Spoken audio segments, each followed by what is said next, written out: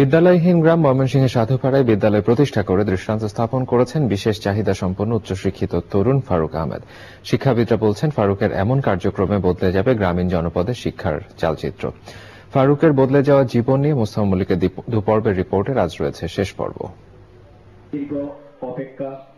ময়মনসিংহের সাধুপাড়ার তারাকান্দা গ্রামে ফারুকের নিজ বাড়ির আঙিনায় এই শিক্ষা সংবাদ বিদ্যালয়।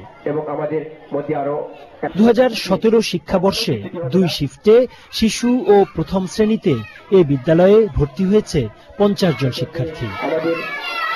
নির্দিষ্ট পরিমাণে নয়, সামর্থ্য অনুযায়ী বেতন দেবে শিক্ষা সংবাদ বিদ্যালয়ের শিক্ষার্থীরা।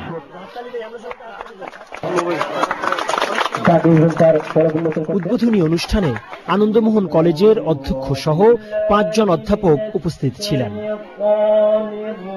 আশা করছি সে আরো বড় হবে এবং তার দ্বারা এই এলাকা আরো উপকৃত হবে এবং সে একজন মহামানুষের পরিণত হবে। আমার বিশ্বাস একদিন সে ভালো করবে এবং দেশ ও জাতির কাছে একটা সুপরিচিত হবে। স্কুল প্রতিষ্ঠার কথা শুনে আনন্দমোহন কলেজের রাষ্ট্রবিজ্ঞান বিভাগের শিক্ষক নিজেই ছুটে আসেন। আনন্দমোহন কলেজে 5 বছর পড়াশোনা করে অনার্স করেছে, মাস্টার্স করেছে। আজকে তার প্রচেষ্টায় একটি স্কুল প্রতিষ্ঠিত হয়েছে।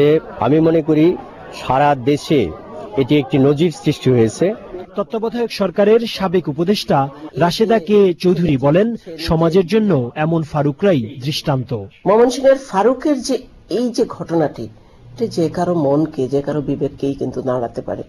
সে পোলিও হয়ে তার 2টো পা একদমই পঙ্গু, সে কিন্তু সে এই শিক্ষা সংবাদের মাধ্যমে তার প্রতি কিন্তু পুরো বাংলাদেশের সমাজেরই শুধু দৃষ্টি আকর্ষিত হয় নাই, প্রবাসী বাঙালিরা এগিয়ে। একটা আশ্চর্য বিষয়, এটা কিন্তু একটা বিদ্যালয়বিহীন সেই গ্রামে সে শিশুদের নিয়ে কাজ শুরু করেছে। এখন সে যে শিক্ষার আলো পেয়েছে, সেই আলোটা সে অন্যদের মধ্যে ছড়িয়ে দিতে চায়। এরই মধ্যে ফারুকের স্কুল পরিদর্শন করেছেন আশপাশের একাধিক স্কুলের শিক্ষকরা। Mostafa Mallik, channel I, Mymensingh. এবারে নিটোল টাটা আন্তর্জাতিক